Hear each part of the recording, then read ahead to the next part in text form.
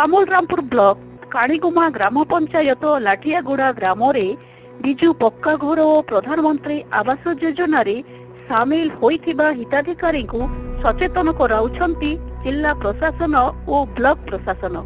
Block रो दुर्गम अंचल को बारंबार अमोलरामपुर गोष्ठी उन्नयन अधिकारी श्री व्यासदेव बेहेरा विभिन्न अंचल को परिदर्शन सहित हिताधिकारी को तांको घर तैयारी करिबा निमंते उत्साह करिथिबा बेले एही कार्यक्रम रे अंशग्रहण करथिले अमोलरामपुर उपाध्यक्ष श्री गोविंद प्रधानी, श्री माणिक्य चंद्र नायक, पश्चिम ओडिशा विकास परिषद सभ्य और जिला ग्राम उन्नयन विभाग अधिकारी, ब्लॉक रो सरकारी जंत्री श्री अनंत चरण महालिक समेत अनेक सचेतन नागरिक माने रहिथिबा बेले एही अवसर रे पथप्रांत नाटक माध्यम रे हिताधिकारी मानकु सचेतन कराउछंती।